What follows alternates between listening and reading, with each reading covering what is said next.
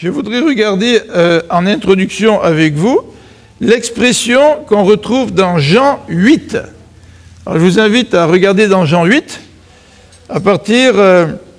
en fait, l'expression se retrouve dans trois versets dans Jean 8, et je vous invite à regarder à partir du verset 21. Jean 8, verset 21.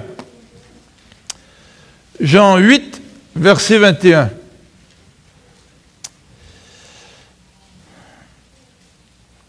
Alors, pour mettre ça un petit peu dans le contexte, dans le chapitre 8, les spécialistes de la loi, c'est-à-dire les docteurs de la loi, et les pharisiens, c'est-à-dire les hommes religieux, ils viennent de prendre une femme en flagrant délit d'adultère. Puis l'amènent devant Jésus, en lui disant à Jésus, au verset 5, « Dans la loi, Moïse nous a ordonné de lapider les femmes qui ont été prises en flagrant délit d'adultère. Toi, Jésus, qu'est-ce que tu en penses ?» Alors, ils viennent voir Jésus. Et il lui pose une question en rapport avec la loi. Ensuite, vous avez, à partir du verset 12, cette section dans laquelle Jésus nous dit « Je suis la lumière du monde ». Et ça va être l'objet d'une étude le deuxième dimanche du mois de mai, comme vous le voyez à l'écran. Jésus prétend être, il dit « Je suis la lumière du monde ». Ensuite, à partir du verset 21, c'est là que je voudrais qu'on puisse lire ensemble, à partir du verset 21, Jésus continue dans son dialogue avec les leaders religieux et leur dit au verset 21, « Je vais m'en aller et vous me chercherez, mais vous mourrez dans votre péché. Vous ne pouvez pas aller là où je vais. » Sur quoi ils se demandèrent entre eux, aurait-il l'intention de se suicider? Est-ce là ce qu'il veut dire par ces paroles? Vous ne pouvez pas aller là où je vais. Vous, leur dit-il, vous êtes d'ici-bas, mais moi je suis d'en haut. Vous appartenez à ce monde ici, et moi je ne lui appartiens pas. C'est pourquoi je vous ai dit, vous mourrez dans vos péchés. En effet, si vous ne croyez pas en moi, ou si vous ne croyez pas que moi je suis, vous mourrez dans vos péchés. Alors, je vous ai dit que dans l'évangile de Jean, il y a 7 expressions qui sont utilisées. Moi je suis, et on a une description de qui Jésus est. Mais l'expression moi je suis se retrouve plusieurs fois dans Jean, mais sans nécessairement être suivi d'un descriptif. Là, à l'écran, vous voyez les 7 descriptifs. Moi, je suis, description, le pain de vie. Moi, je suis, description, la lumière du monde, etc. Et dans ce verset, au verset 24, il est dit, « Si vous ne croyez pas que moi, je suis », c'est exactement la même expression, mais elle n'est pas suivie d'un descriptif. Le texte dit, « Vous mourrez dans vos péchés ». On continue la lecture. « Qui es-tu donc ?» lui demandèrent-ils. « Je ne cesse de vous le dire, depuis le début, leur répondit Jésus. En ce qui vous concerne, j'aurai beaucoup à dire, beaucoup à juger, mais celui qui m'a envoyé est véridique, et je proclame au monde ce que j'ai appris de lui. Comme ils ne comprenaient pas ce que Jésus leur parlait du Père, il ajouta, « Quand vous aurez élevé le Fils de l'homme, ça veut dire quand vous l'aurez mis sur une croix, alors vous comprendrez que moi, je suis. » Alors, je ne sais pas si vous avez exactement la même expression dans vos Bibles, c'est peut-être que je suis, mais j'ai choisi celle-ci parce qu'elle traduit très bien l'original. Vous comprendrez alors que moi, je suis. Vous reconnaîtrez que je ne fais rien de ma propre initiative, mais que je transmets ce que le Père m'a enseigné. Oui, celui qui m'a envoyé est avec moi. Il ne m'a pas laissé seul, car je fais toujours ce qui lui est agréable. Pendant qu'il parlait ainsi, beaucoup crurent en lui. Alors, beaucoup crurent en lui, faut comprendre ce que ça veut dire. Jésus, toujours dans l'évangile de Jean, nous dit que beaucoup crurent en lui, mais ils ne se fiaient pas à eux. Et en fait, si vous lisez au chapitre 6, il y a eu la multiplication des pains, et beaucoup de gens ont cru en Jésus parce qu'il a fait un miracle, mais quand Jésus a commencé à enseigner, puis que cet enseignement ne leur convenait pas, ils ont tous abandonné Jésus. Donc quand Jean dit que beaucoup crurent en lui, ça ne veut pas dire que beaucoup ont mis nécessairement leur confiance en lui. Hein? Vous voyez ce genre de foi, hein? Ce n'est pas véritablement la vraie confiance en Jésus.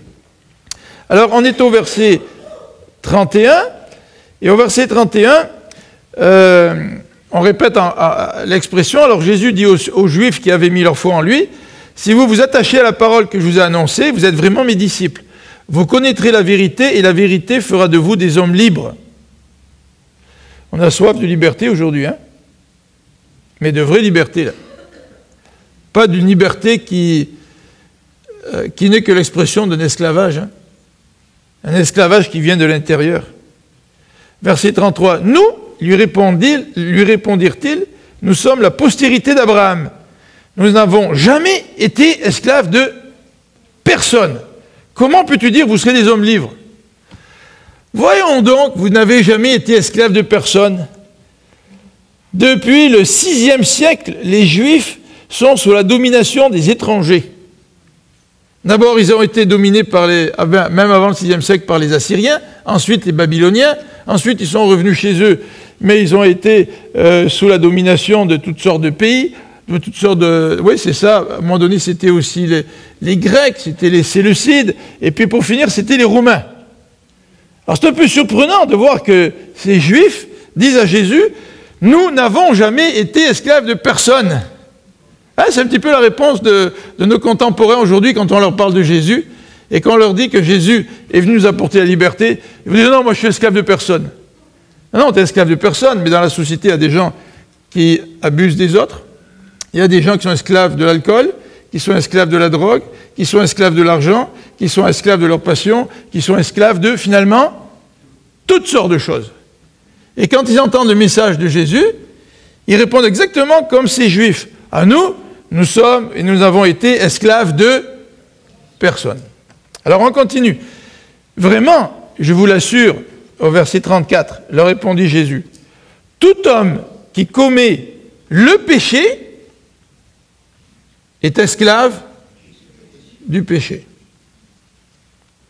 Vous savez, quand ils ont amené cette femme à Jésus, Jésus a dit que celui qui n'a pas péché jette la première pierre. Et le texte nous dit que chacun des gars qui étaient là sont tous partis. Parce que tous ont reconnu qu'ils avaient péché. Et c'est ce que la Bible dit, hein, nous sommes tous pécheurs. Et parce que nous sommes pécheurs, nous sommes esclaves de notre péché. Alors au verset 35. Or, un esclave ne fait pas partie de la famille. Pour faire partie de la famille de Dieu, il ne faut pas être esclave du péché. Un fils, lui, fait vraiment partie de la famille de Dieu pour toujours. Si donc c'est le Fils qui vous donne la liberté, alors vous serez vraiment des hommes libres. Je sais que vous êtes les descendants d'Abraham. Pourtant, vous cherchez à me faire mourir, parce que ma parole ne trouve aucun accès dans votre cœur. Moi, je parle de ce que j'ai vu chez mon père. Quant à vous, vous faites ce que vous avez appris de votre père. Notre père à nous, c'est Abraham, lui répondirent-ils. Eh bien, répliqua Jésus, si vous étiez vraiment des fils d'Abraham, vous agiriez comme lui. Au lieu de cela, vous cherchez à me faire mourir. Pourquoi? Parce que je vous dis la vérité telle que je l'ai apprise de Dieu. Jamais Abraham n'a agi comme vous. Vous agissez exactement comme votre père à vous. Mais répondirent-ils, nous ne sommes pas des enfants illégitimes. Nous n'avons qu'un seul père, Dieu. Ah ben, si vraiment Dieu était votre père, dit Jésus, vous m'aimeriez, car c'est de sa part que je suis ici, et c'est de sa part que je suis venu au milieu de vous. Je ne suis pas venu de ma propre initiative, c'est lui qui m'a envoyé. Pourquoi ne comprenez-vous pas ce que je vous dis? Parce que vous êtes incapable de recevoir ma parole, ou mes paroles. Votre père, c'est le diable. C'est fort, hein? Jésus dit ça aux Juifs. Et vous voulez vous conformer à ses désirs. Depuis le commencement, c'est un meurtrier. Il ne se tient pas dans la vérité, parce qu'il n'y a pas de vérité en lui. Lorsqu'il ment, il parle de lui-même. Puisqu'il est menteur, lui le père du mensonge. Mais moi, dit Jésus, je dis la vérité. C'est précisément pour cela que vous me croyez. Qui d'entre vous peut m'accuser d'avoir commis une seule faute? Je ne sais pas si dans l'humanité, il y a eu un autre homme qui a osé dire ça par Jésus. Hein? Qui pourrait me convaincre que moi j'ai commis une seule faute? Qui pourrait m'accuser d'avoir commis une seule faute? Il n'y a que le Fils de Dieu qui peut poser une telle question. Si je dis vrai, pourquoi ne me croyez-vous pas? Celui qui appartient à Dieu écoute les paroles de Dieu. Si vous n'écoutez pas les paroles de Dieu, c'est parce que vous ne lui appartenez pas. Ils répliquèrent. Ouais, je me suis couché tard hier. Ils répliquèrent. Voilà. Nous avons bien raison de le dire. Tu n'es qu'un Samaritain, tu as un démon en toi. Les Juifs n'aimaient pas les Samaritains. Quand ils traitaient de quelqu'un de Samaritain, c'était loin d'être flatteur. Alors ils disent à Jésus, tu as un démon en toi? Non, répondit Jésus, je n'ai pas de démon en moi. Mais vous me méprisez. Au contraire, j'honore mon Père, mais vous me méprisez. Non, je ne recherche pas la gloire pour moi-même, c'est un autre qui s'en préoccupe et il me rendra justice. Vraiment, je vous l'assure, celui qui observe mon enseignement ne verra jamais la mort. Et on sait qu'il est question de mort spirituelle. Hein? On continue au verset 52. Sur quoi les chefs des Juifs reprirent. Cette fois, nous sommes sûrs que tu as un démon en toi. Abraham, il est mort. Les prophètes aussi. Et toi, tu viens nous dire, celui qui observe mon enseignement ne mourra jamais. Serais-tu plus grand que notre père Abraham qui est mort, ou que les prophètes qui sont tous morts? Pour qui te prends-tu donc? Alors il est vrai que soit Jésus est fou, ou soit Jésus de la vérité. Il n'y a pas de demi-mesure. Alors Jésus répondit, si je m'attribuais moi-même ma gloire, cela n'aurait d'aucune valeur. Celui qui me glorifie, c'est mon Père, celui-là même que vous appelez votre Dieu. En fait, vous ne le connaissez pas, alors que moi je le connais. Si je disais ne pas le connaître, je serais menteur, comme vous. Mais le fait est que je le connais et que j'obéis à sa parole. Abraham, votre père, a exulté de joie, rien qu'à la pensée de voir mon jour. Il l'a vu et en était transporté de joie. Quoi? Lui dirent-ils? Alors tu n'as même pas 50 ans et tu prétends avoir vu Abraham? Vraiment, je vous l'assure, leur répondit Jésus. Avant qu'Abraham soit venu à l'existence, moi, je suis. Troisième fois que l'expression « moi, je suis » revient dans ce chapitre 8. Et tout comme les deux versets précédents, « moi, je suis » n'est pas suivi d'une description, comme nous avons ici à l'écran. C'est une affirmation « moi, je suis ». À ces mots, ils se mirent à ramasser des pierres pour les lui jeter, mais Jésus disparut dans la foule et sortit de l'enceinte du temple. On va prier ensemble.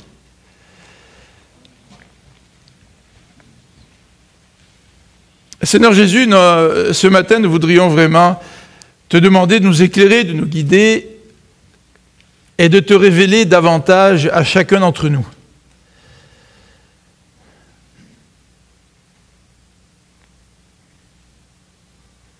Seigneur Jésus, Jean veut nous décrire qui tu es dans l'évangile de Jean, dans son évangile. Et ce matin, Seigneur, nous voudrions te demander de nous aider à mieux comprendre qui tu es. Et non seulement à mieux comprendre qui tu es, mais aussi à voir l'impact que cela peut avoir dans notre vie. Seigneur, si je comprends que je peux avoir confiance en mon voisin, il y aura un impact dans ma vie. Seigneur, si j'ai confiance dans un ami, ça va se traduire dans ma vie. Par contre, si je n'ai pas confiance à mes enfants, à ceux qui sont proches de moi, il y aura aussi un impact dans notre vie. Donc Seigneur, ce matin, nous te prions pour que tu puisses nous aider à vraiment comprendre, et non seulement comprendre qui tu es, mais à ce que cette compréhension puisse avoir de l'impact dans notre vie. Nous te le demandons, notre Dieu, au nom de Jésus-Christ. Amen. Alors ce matin, j'ai un petit défi à vous présenter. J'espère que je vais bien le relever. j'ai un petit défi devant moi parce que j'aimerais que nous puissions regarder ensemble ce que signifie cette expression « moi, je suis ». En fait, quand Jésus est mort sur la croix, vous vous rappelez, il y avait une inscription. Hein? Il y en a qui utilisent l'expression « voici l'homme ». Ou les Juifs avaient dit « voici le roi des Juifs ». On connaît même l'expression en latin « ecce » ou je ne sais pas comment on dit « homo », « voici l'homme ». Mais il y a peut-être une expression que l'on devrait se souvenir et qui est peut-être tout aussi importante que celle-là, c'est l'expression qu'on trouve dans ces versets et qui se retrouve dans les 7 références à l'écran. C'est justement « moi, je suis ». Alors ce matin, j'ai un défi parce que pour mieux expliquer ce à quoi cette expression se réfère, il va falloir qu'on réfléchisse un petit peu. Alors, je vous promets que j'ai une application pratique à la fin.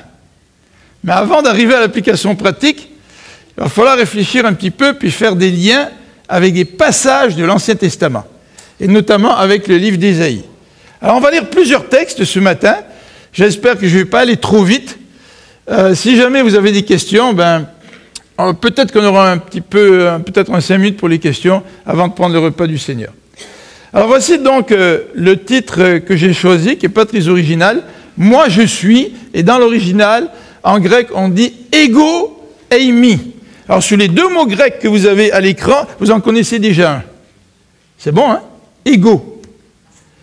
C'est comme quand je suis arrivé au Québec, mon beau-père, il me dit « moi je ne parle pas l'anglais ». Ah, je dis « toi tu ne parles pas l'anglais ?»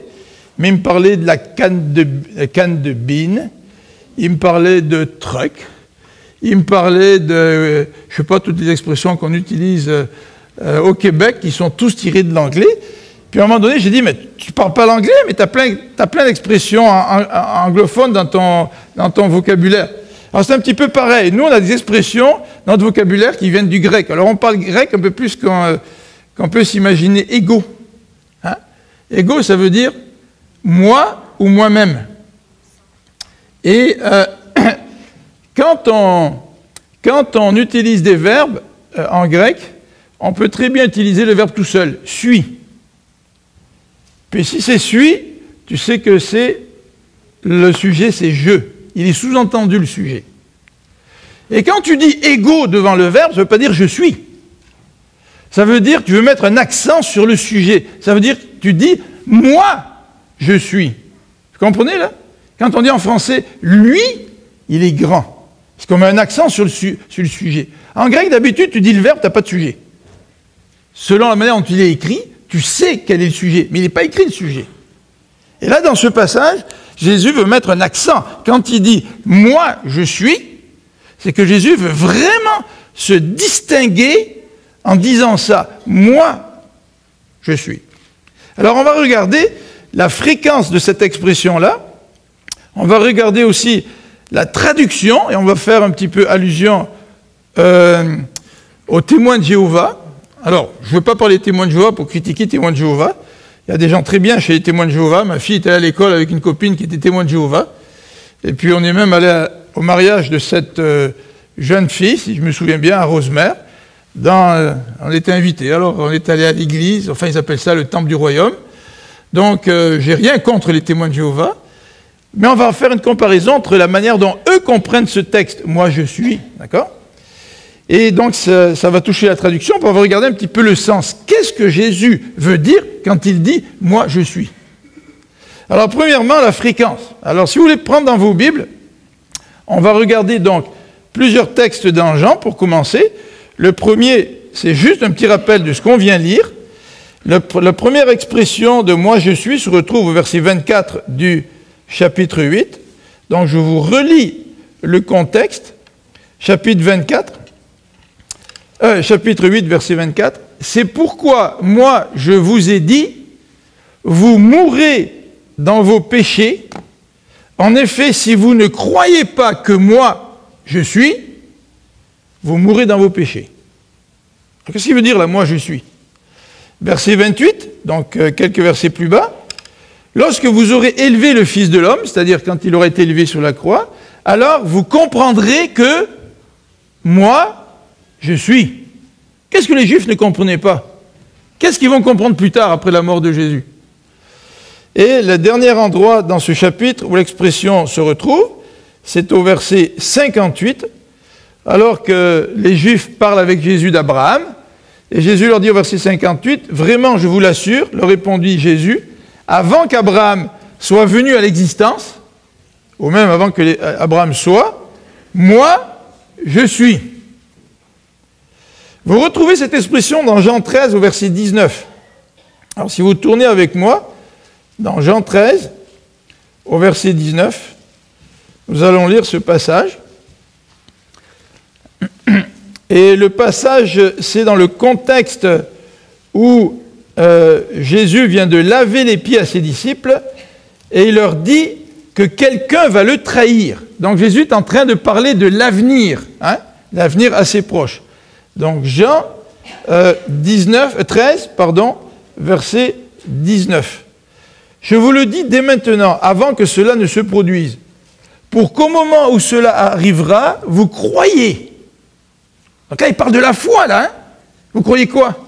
Ben, vous croyez que moi, je suis. Oh, ça a l'air important, cette expression-là.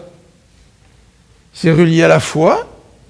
Et dans le chapitre 18, verset 6, un passage assez intéressant, chapitre 18, verset 6, alors que Jésus se retrouve dans le jardin et que la troupe arrive munie de torches et d'armes pour arrêter Jésus, Jésus avance, nous dit le verset 4, pour leur demander « Que cherchez-vous » Ils lui répondirent « Jésus de Nazareth. »« C'est moi, leur dit-il. » Au milieu d'eux se tenait Judas qui le trahissait.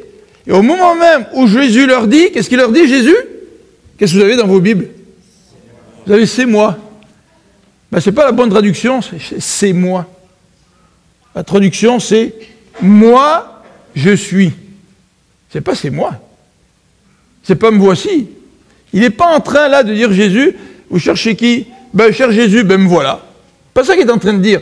Il est en train de dire « moi, je suis ». C'est exactement la même expression que nous venons de lire dans Jean 8. Et à ce moment-là, nous dit le texte, ils eurent un moment de recul et tombèrent par terre. Comment ça se fait qu'ils sont tombés par terre? Juste parce que Jésus leur a dit, ben c'est moi. Tu sais, qui tu cherches? Jésus, ben c'est moi. Certainement, il doit y avoir quelque chose de plus là. Et c'est relié au sens de cette expression, moi, je suis. On va regarder maintenant la question de la traduction dans ce chapitre 8 de Jean. Jean, chapitre 8, donc au verset 58. Alors les témoins de Jéhovah ont traduit dans leur Bible, la traduction du Nouveau Monde, ils ont traduit ceci. « Avant qu'Abraham vienne à l'existence, j'ai été. » Donc ils n'ont pas traduit « Avant qu'Abraham vienne à l'existence, moi, je suis. » D'abord, ils ont enlevé l'accent, hein, ils ont enlevé le « moi », ils ont juste traduit « j'ai ». Tu sais, quand tu dis « j'ai », c'est moins important que quand tu dis « moi ». Moi, je. Tu sais? Donc ils ont déjà enlevé ça. Et au lieu de traduire le présent, moi je suis, ils ont traduit moi, j'ai été. Alors qu'est-ce que ça veut dire? Dans nos Bibles, j'ai regardé dans toutes les Bibles françaises que j'avais, à part les témoins de Jéhovah, elles ont toutes traduit avant qu'Abraham vienne à l'existence, moi je suis. Donc l'accent sur moi, sur le sujet, il y a un accent qui est mis sur la personne de Jésus, et ce verbe qui est employé, c'est un verbe au présent. Alors, on pourrait dire, ouais, mais qu'est-ce qu'il y a dans l'original? Ben, dans l'original, il y a un présent en grec. Puis vous allez me dire, ouais, mais c'est un présent, pourquoi la traduction des témoins de Jéhovah a traduit par un passé? J'ai été. C'est une bonne question. Alors, pour rendre la chose un peu plus compliquée, c'est juste pour vous réveiller, tu sais,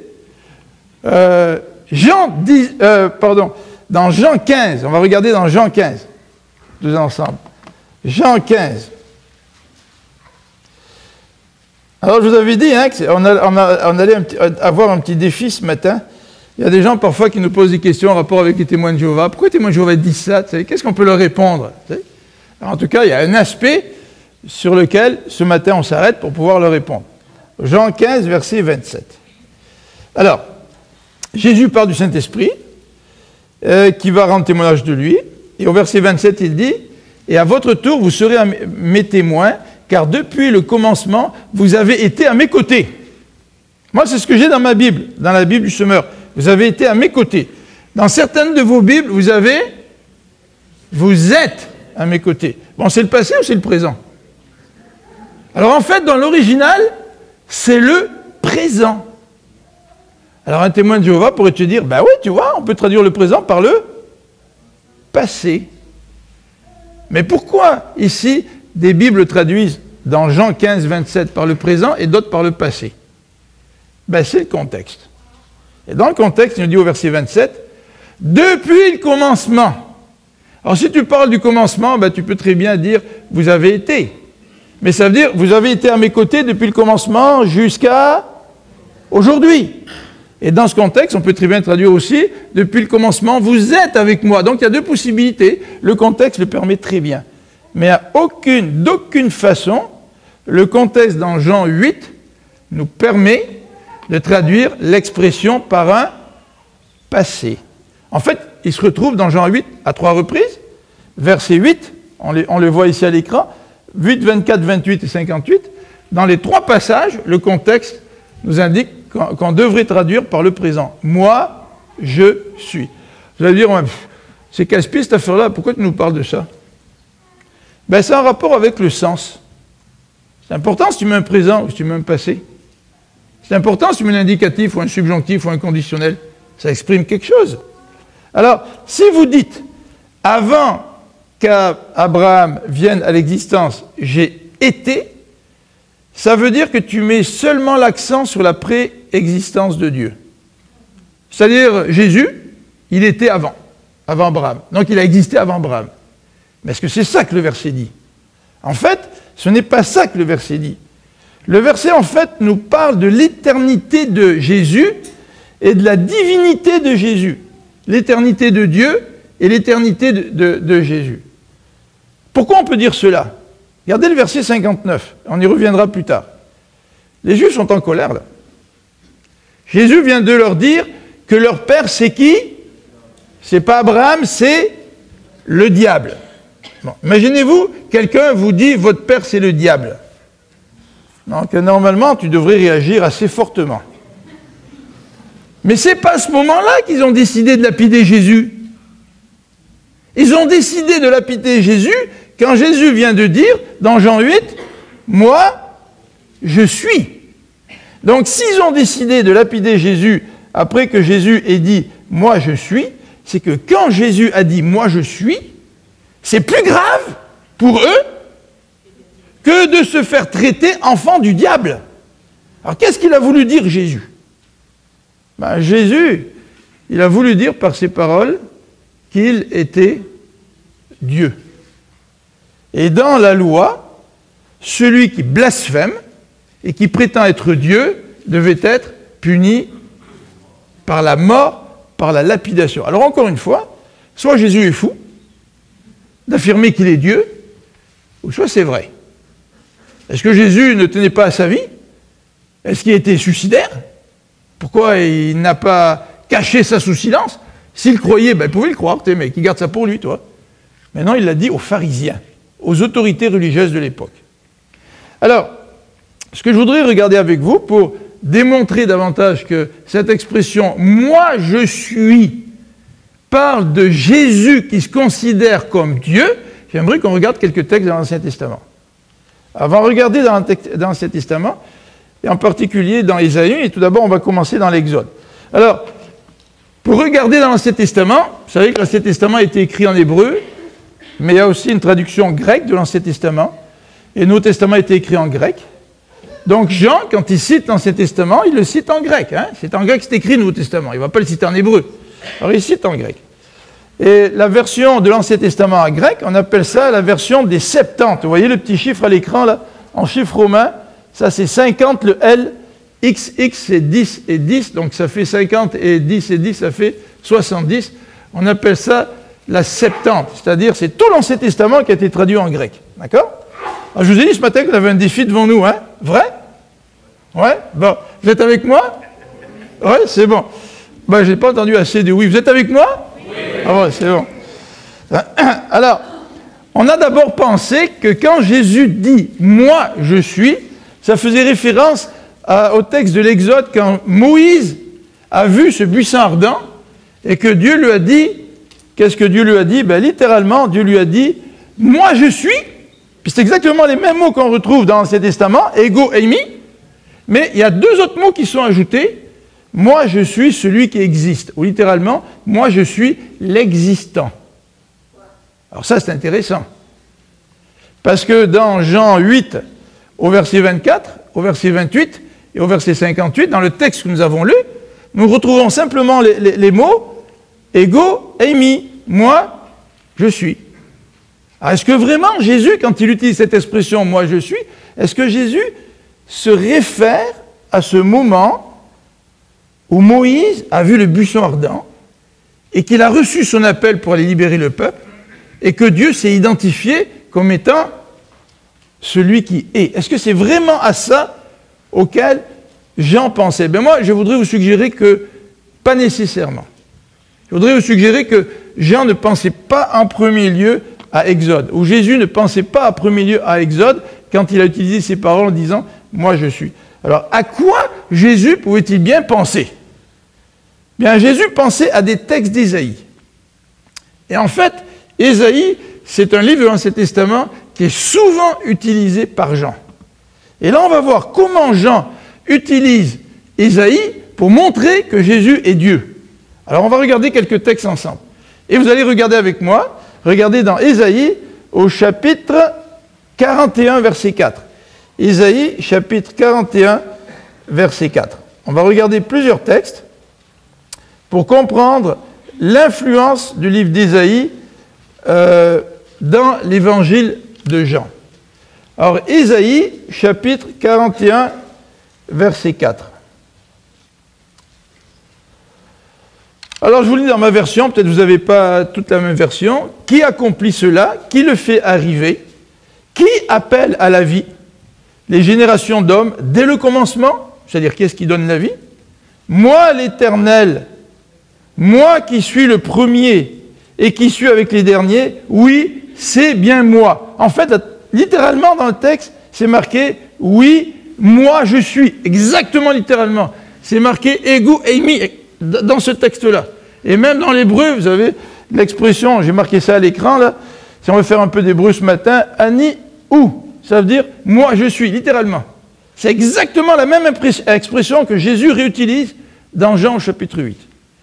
Regardez, et ce qui est assez marquant, on va le voir tout à l'heure, mais regardez maintenant chapitre 43, Ésaïe chapitre 43 au verset 10. Ésaïe 43, verset 10. Et c'est toujours Dieu qui parle. Hein. Regardez au verset 10. « Mais mes témoins, c'est vous, déclare l'Éternel. Vous et mon serviteur que j'ai choisi, pour que vous le sachiez, pour que vous croyiez en moi et que vous compreniez que moi, seul, je suis Dieu. » Et dans l'original, vous avez l'expression que vous compreniez que ego eimi, que moi, je suis. Et c'est Dieu qui parle dans ce passage. Alors, vous voyez l'équation déjà? Jésus est en train de reprendre des paroles que Dieu dit, il est en train de les appliquer à lui. Moi, je suis. Dernier passage, 46, verset 4.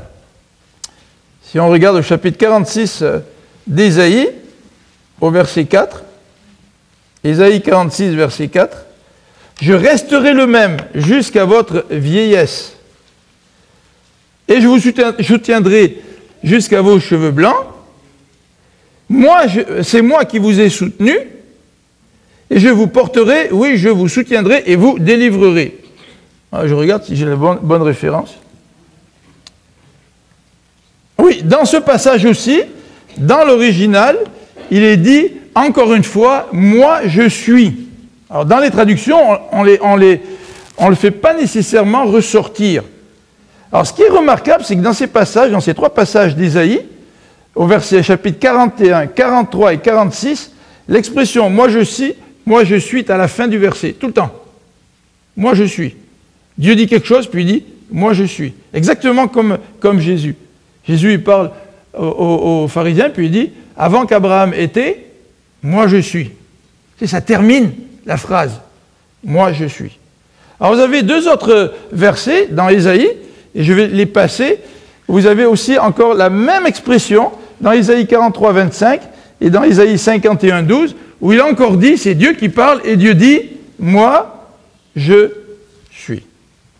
Alors Jean utilise l'expression « moi je suis » dans un autre contexte. On a regardé Jean 13, verset 19. Vous vous rappelez, dans Jean 13, verset 19, Jean dit « pour que vous croyiez que moi je suis ». C'est intéressant. Ça, c'est dans Jean 13, verset 19. Et maintenant, je vous invite à regarder dans Ésaïe, encore une fois, au verset 43, au chapitre 43, Ésaïe, verset 9. Ésaïe 43, verset 9. Et le verset 10. On va relire donc le verset 10, mais auparavant, on va lire le verset 9. Regardez ce que dit le verset 9. « Que toutes les nations s'assemblent et que les peuples se regroupent, qui parmi eux avait prédit ces choses ?» C'est quoi le contexte là? Il est question de prédiction. Qui avait annoncé les événements antérieurs? Encore des prédictions. Qu'ils citent leurs témoins et qu'ils se justifient, qu'on les écoute bien afin de pouvoir dire oui, c'est la vérité. Mais mes témoins, c'est vous, dit l'Éternel.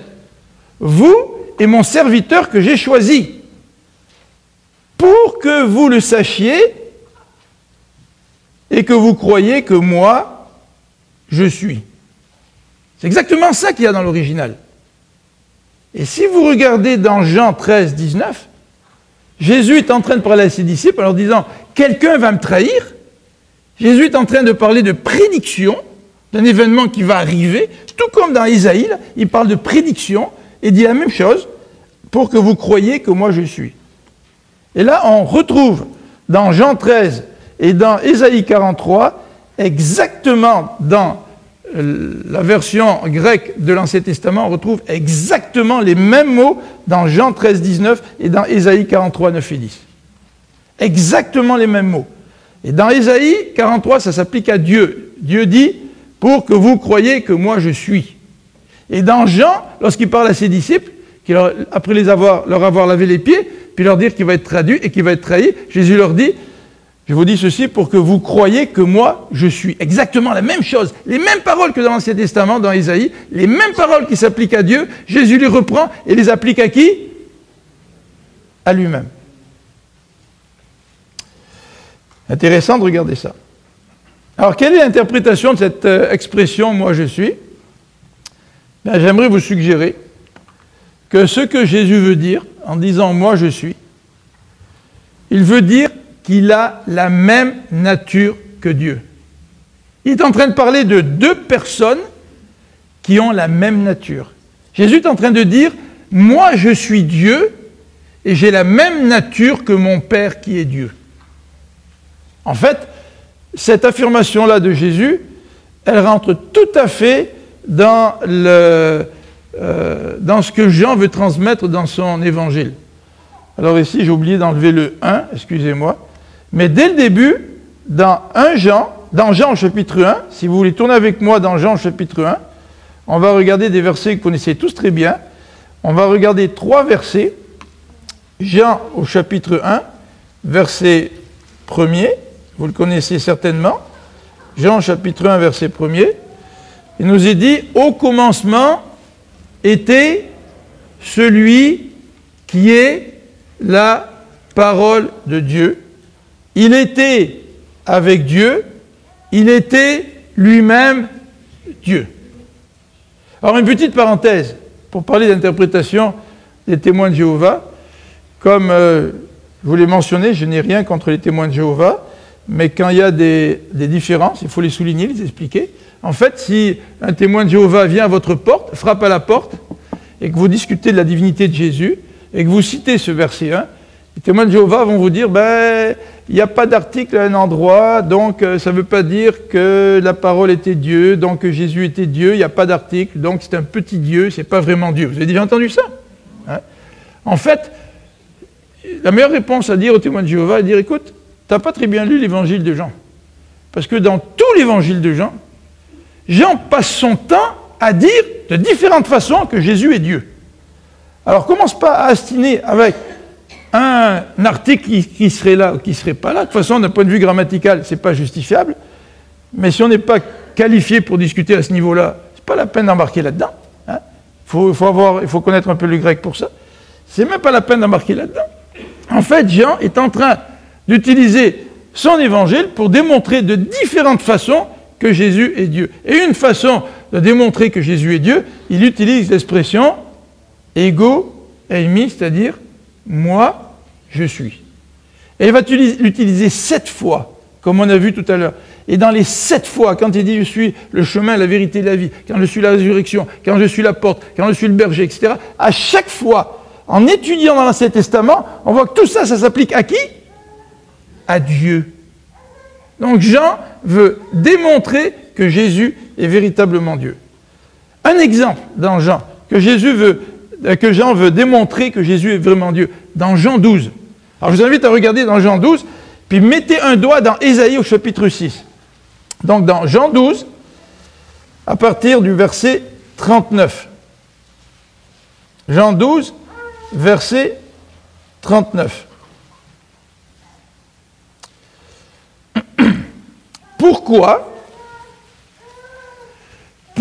ne pouvait-il pas croire? C'est encore Ésaïe qui nous en donne la raison. Quand il dit, Dieu les a aveuglés, il les a rendus insensibles, afin que leurs yeux ne voient pas, et que leur cœur ne comprenne pas, qu'ils ne se tournent pas vers lui pour qu'il les guérisse. Alors, c'est clairement Ésaïe qui parle. Hein. Savez-vous d'où vient ce texte? Il vient d'Ésaïe au chapitre 6. Oui, c'est ça. Et si vous lisez dans Ésaïe au chapitre 6, vous allez voir une description de la vision qu'Ésaïe a eue de Dieu. Alors, lisez un petit peu cette description de la vision qu'Ésaïe a vue de Dieu. L'année, donc Ésaïe chapitre 6, l'année de la mort du roi Osias, je vis le Seigneur. Ésaïe a vu le Seigneur, siégeant sur un trône très élevé. Les pans de son vêtement remplissaient le temple. Des séraphins se tenaient au-dessus de lui. Chacun d'eux avait 6 ailes. 2 ailes pour se couvrir le visage, 2 autres pour se voler le corps, et les 2 dernières pour voler. S'adressant l'un à l'autre, ils proclamaient « Saint, Saint, Saint est le Seigneur des armées célestes. Toute la terre est pleine de sa gloire. » Les montants des portes du temple se mirent à trembler au son de ses voix, tandis que le sanctuaire se remplit de fumée. Je m'écriai « Malheur à moi, je suis perdu, car j'ai des lèvres impures, et j'habite au milieu d'un peuple aux lèvres impures. Et voici que de mes yeux, j'ai vu, qui l'a vu? Le roi, le Seigneur des armées célestes. Et là, par la suite, on a la citation d'Ésaïe qu'on retrouve dans Jean chapitre 12. Et si vous revenez au chapitre 12, dans Jean, donc Jean, au chapitre 12, on revient au chapitre 12, et on va lire au verset 40, Jean chapitre 12, verset 41, verset 41. Le texte nous dit, Ésaïe a dit cela parce qu'il a vu la gloire de qui? De Jésus. Le texte ne dit pas, Ésaïe a dit cela parce qu'il a vu la gloire du Seigneur, du Dieu de l'Ancien Testament. Il dit, Ésaïe a dit cela parce qu'il avait vu la gloire de Jésus et qu'il parlait de Jésus, il parlait de lui. Encore une fois, Jean veut nous démontrer que Jésus est réellement Dieu. Jésus est réellement Dieu. Alors, dans ce passage, vous voyez au verset 37 que le texte nous dit qu'il y a des gens qui ont cru. Regardez, toujours dans Jean 12, malgré le grand nombre de signes miraculeux que Jésus avait fait devant eux, ils ne croyaient pas, c'est l'incrédulité, ils ne croyaient pas en lui. Et au verset 42, il nous est dit, pourtant, parmi les dirigeants, beaucoup crurent en lui, mais à cause des pharisiens, ils n'osaient pas le reconnaître ouvertement, de peur d'être exclus de la synagogue. Alors encore une fois, quel genre de foi ces gens-là avaient en Jésus? En tous les cas, c'était une foi qui était remplie de peur. Hein? C'était peut-être pas la foi qui animait les disciples après la réception du Saint-Esprit, qui étaient prêts à parler de Jésus, même à être persécutés.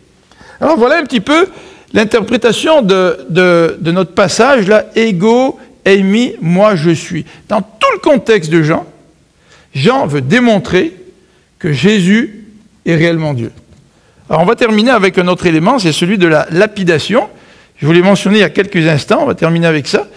Pourquoi dans Jean 8, 58, les pharisiens ont-ils décidé de lapider Jésus? Parce que les pharisiens avaient très bien compris que Jésus se faisait l'égal à Dieu. En fait, dans l'évangile de Jean, à 3 reprises, les pharisiens, les leaders religieux, ont voulu tuer Jésus. Et dans chacune de ces exemples-là, ou chacun de ces exemples, c'est lorsque Jésus dit « Moi et le Père, on est un seul ». Et ça, c'est le blasphème. Alors voyez-vous, l'évangile de Jean est là pour nous démontrer que Jésus est véritablement Dieu. Regardez dans Jean, au chapitre 5, verset 18. Jean 5, verset 18. Alors voilà ce que le texte nous dit dans Jean 5, au verset 18.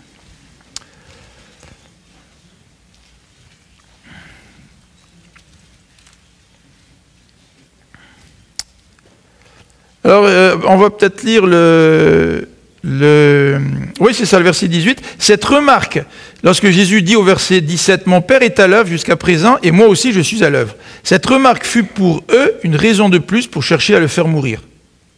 Car non content de violer la loi sur le sabbat, ouais, ça encore, ça pourrait passer, il appelait encore Dieu son propre Père et se faisait ainsi l'égal à Dieu. Si on vous dit que Jésus est un petit Dieu, là, regardez en détail l'évangile de Jean, ce n'est pas vrai. Jésus se fait l'égal à Dieu. Et nous avons un autre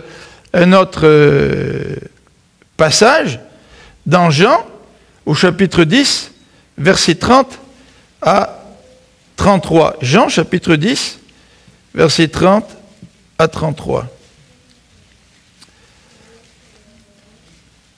Verset 30. Jésus dit, « Or, moi et le Père, nous sommes un. » Cette fois encore, ils ramassèrent des pierres pour le tuer. Alors Jésus leur dit, « J'accomplis sous vos yeux un grand nombre d'œuvres bonnes par la puissance du Père, pour laquelle voulez-vous me tuer à coups de pierre ?» Et les Juifs répliquèrent, « Nous ne voulons pas te tuer pour une bonne action, mais parce que tu blasphèmes. Car toi, qui n'es qu'un homme, tu te fais passer pour Dieu. » Alors encore une fois, Jean veut nous démontrer que Jésus, il est Dieu. Alors en conclusion, j'aimerais vous donner ces quelques petites pensées. Vous avez bien travaillé jusqu'à présent, là. Fantastique. En conclusion, j'aimerais dire ceci. Il y a un clash, comment dirais-je, un conflit entre Jésus et les hommes de son temps. Il y avait un conflit entre Jésus et les pharisiens. Un conflit entre les valeurs de Jésus et les valeurs des pharisiens. Et j'aimerais terminer en nous posant quelques questions dans cette conclusion, mais tout d'abord en regardant les valeurs des pharisiens. Quelles étaient les valeurs des pharisiens? Regardez dans Jean 8. On revient dans notre texte dans Jean 8. Et la raison pour laquelle j'ai fait un petit résumé du début de Jean 8, vous pourrez la comprendre maintenant. Que faisaient les pharisiens? Qu'est-ce qui était important pour les pharisiens? Regardez dans Jean 8 au verset 4. « Maître, lui dirent-ils, cette femme a commis un adultère, elle a été prise sur le fait. Or, dans la loi, Moïse nous a ordonné de lapider les femmes de ce genre. » On peut se poser la question, où est-ce qu'il était le gars? Parce qu'ils ont été pris sur le fait. Alors pourquoi ils ont attrapé la femme, pas le gars? Mais toujours est-il, à quoi les pharisiens se réfèrent-ils? Qu'est-ce qui est le plus important chez les pharisiens? Qu'est-ce que c'est d'après ces versets? C'est la loi. Pour les pharisiens, il fallait accomplir la loi. Mais pour les pharisiens, il fallait accomplir la loi d'une manière très très stricte. Et Jésus, lui, va s'affronter avec les pharisiens, parce que Jésus va leur dire dans le sermon sur la montagne, il va leur dire, vous avez entendu dire qu'il est écrit, vous vous rappelez, tu ne commettras pas de meurtre. Et qu'est-ce que dit Jésus? Mais moi, je vous dis. Puis Jésus donne plusieurs exemples comme ça. Il dit, vous avez entendu dire que tu ne dois pas commettre d'adultère, mais moi, je vous dis. Et Jésus se place au-dessus de la loi. Dans le sermon sur la montagne, Jésus dit qu'il est venu pour accomplir la loi. Vrai? Pour lui, la loi est importante. Mais Jésus se place au-dessus de la loi. Et pour les pharisiens, c'était sacrilège que d'avoir quelqu'un qui se place au-dessus de la loi. En fait, Jésus dit, vous avez entendu dire qu'il ne faut pas commettre de meurtre, moi je vous dis, si tu es en colère contre quelqu'un dans ton cœur, tu es un meurtrier. Tu as entendu dire qu'il ne faut pas commettre d'adultère, mais moi je le dis, là, si tu convoites une femme dans ton cœur, tu as commis adultère. Qu'est-ce que faisait Jésus? Jésus était en train de dire, écoutez ma parole pour savoir ce qu'est la loi, au lieu de simplement prendre la loi et de l'appliquer de façon extérieure. Moi, je vais vous montrer comment appliquer la loi dans l'intention même de la loi. Aujourd'hui, on se préoccupe beaucoup de ça. Hein. Avec l'argent qu'on place dans des paradis fiscaux, ça crée un tremblement de terre mondial. Et là, c'est comme si le peuple, aujourd'hui, se préoccupe de l'esprit de la loi. Vous savez qu'il y a des façons légales de mettre de l'argent dans des paradis fiscaux. Vrai? Il y a des façons légales. Il y a des façons illégales. Mais bien des gens qui ont mis de l'argent dans des paradis fiscaux, enfin on l'a vu à cause des documents qu'on appelle Panama, hein, c'est des gens qui ont placé l'argent de manière légale. Mais là, le peuple, il se dit, non, ça n'a pas d'allure. La loi, faire une observation légaliste de la loi, ça consiste à dire que tous ces gars-là qui placent, ou ces compagnies qui placent de l'argent dans les paradis fiscaux, ben, on ne peut rien leur dire, c'est normal. Mais là, on comprend l'esprit de la loi. On dit que quand on fait partie d'une société, on paye des impôts. Pourquoi? C'est pour participer au bien commun. Les routes, si on ne veut pas avoir des nids de poules, il faut que tout le monde paye les impôts. Hein? Si on veut avoir un système de santé ou un système scolaire, il faut payer des impôts. Donc il y a des gens qui se soustraient à leur responsabilité sociale pour éviter de payer les impôts, pour mettre l'argent dans le pot commun, pour que tout le monde puisse en profiter. Et puis là, on entend, vous le savez, nos dirigeants qui disent, il faut serrer un peu la ceinture, on a besoin d'argent, puis on se rend compte qu'il y a des compagnies ou des gens qui mettent l'argent dans les abris fiscaux, mais de façon légale. Alors là, tiens, comme par hasard, on se préoccupe de l'esprit de la loi. Hein, c'est important l'esprit de la loi. Mais quand ça nous touche, ah non, c'est pas important l'esprit de la loi. Si moi, je peux, de manière légale, me soustraire à ma responsabilité de contribuer à la vie commune, ben, je vais le faire. Hein? Si nous, on avait peut-être 10 millions, on serait les premiers à mettre ça dans les abris fiscaux de façon légale. Mais là, comme par hasard, quand ça nous touche, pour nous, ça devient important l'esprit de la loi. Et pour Jésus, Jésus est venu montrer l'esprit de la loi. Parce que les Juifs, ils appliquaient la loi littéralement, puis en même temps, ils se mettaient en colère contre le frère. Alors quand tu te mets en colère contre le frère, bah déjà tu brises la loi. Ah oui, tu dis que tu n'as pas commis d'adultère, mais tu convoites dans ton cœur. Parce que tu as convoité, tu brises la loi. Donc il y a un clash entre les pharisiens et puis Jésus. Il y avait aussi un clash pour d'autres raisons. C'est que les pharisiens, ils mettaient l'accent sur la race. Regardez verset 33 dans le chapitre 8. Regardez verset 33. Chapitre 8, verset 33. Nous sommes la postérité d'Abraham, nous n'avons jamais été esclaves de personne. Hein? Qu'est-ce qui était important pour eux? C'était de faire partie de la bonne race. C'était d'être des Juifs. Et les prophètes ont bien mentionné à plusieurs reprises dans l'histoire là, que ce n'est pas ça qui fait de toi un véritable enfant de Dieu. Ce n'est pas parce que tu es circoncis que tu es un véritable juif selon Dieu. Ce n'est pas parce que tu as reçu un baptême enfant que tu es un chrétien selon Dieu. Ce n'est pas parce que tu t'appuies sur des rituels que tu es chrétien selon Dieu.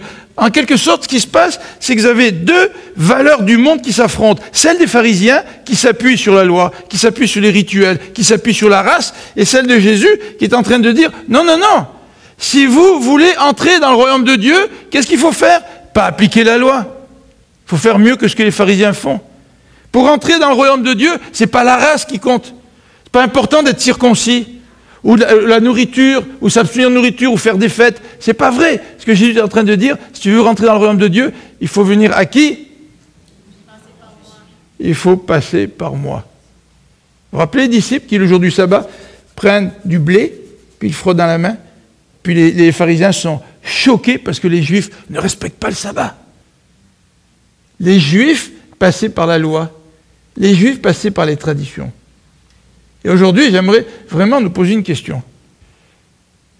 Quand Jésus dit « Moi, je suis », est-ce que nous comprenons que Jésus se présente comme Dieu et qu'il nous appelle à venir à lui? Qu'est-ce qui remplace le Christ dans notre vie? Qu'est-ce qui remplace le Christ dans notre vie chrétienne?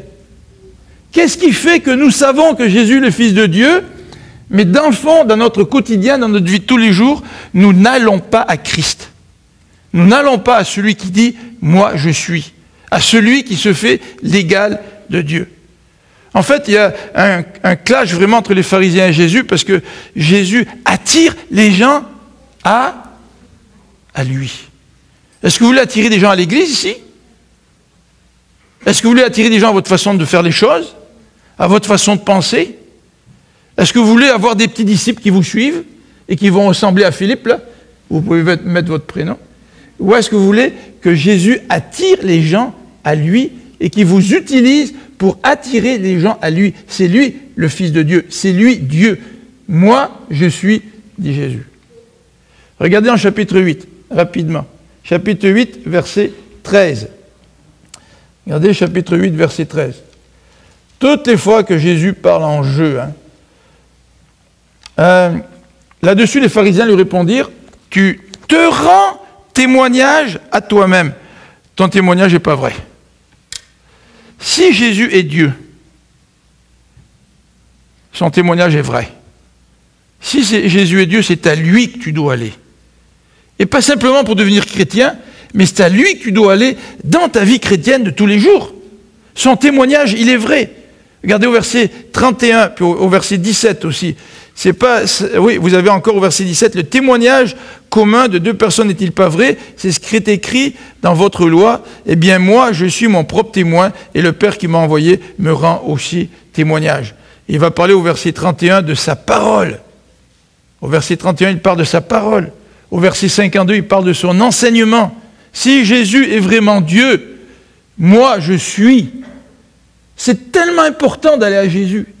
C'est tellement important de lire sa parole. C'est tellement important d'écouter son témoignage. C'est tellement important de voir ce qu'il a fait puisqu'il enseigne. C'est lui qui est Dieu. Regardez au verset 12. Jésus, il attire à lui. Pourquoi il attire à lui, Jésus? Parce qu'il nous dit au verset 12, « Je suis la lumière ». Et toujours dans le même chapitre, au verset 36, il dit aux pharisiens, « Moi, je libère ». On a besoin, même si vous êtes chrétien depuis 10 ans, 30 ans, 40 ans, on a toujours besoin d'être libéré de plus en plus de notre péché. À qui allons-nous dans notre vie chrétienne? Et la dernière question que je voudrais vous poser, c'est celle-ci. C'est, avons-nous compris que Jésus est véritablement l'objet de notre foi? Avons-nous compris ce que Jésus dit au verset 24, quand il dit ceci, « Vous mourrez dans vos péchés. En effet, si vous ne croyez pas que moi je suis, si vous ne croyez pas que moi je suis Dieu, vous allez mourir dans vos péchés. » Et le verset 13 reprend la même idée. Le chapitre 13, pardon. Chapitre 13, verset 19 reprend la même idée. Est-ce que tu crois en Jésus? Il n'y a personne d'autre sur la terre qui est venu en disant « Ego eimi », moi je suis. Moi je suis Dieu. Venez à moi, vous tous qui êtes fatigués et chargés. Je vous donnerai du repos. Venez à Dieu, venez à Jésus, venez à moi, c'est la même chose. Jésus, il dit, ben moi je vais pardonner les péchés. Et dans l'Ancien Testament, qui pardonne les péchés? C'est seulement Dieu qui pardonne les péchés. Jésus est donc Dieu. Quelle est la place que Jésus a dans ta vie? Est-ce que tu crois vraiment en Jésus? Est-ce que tu t'es reposé sur lui pour le pardon de tes péchés? Est-ce que tu te reposes sur lui pour entrer dans ce royaume de Dieu, dans ce peuple de Dieu, et de devenir fils de Dieu? Parce que quand Jésus nous libère, c'est ce qu'il dit dans le texte qu'on a vu ce matin, Jean 8, on n'est plus des esclaves. L'esclave n'est pas fils. Mais quand Jésus vient et nous libère de nos péchés, nous devenons fils et filles de Dieu à cause de l'œuvre de Jésus-Christ. On va prier ensemble.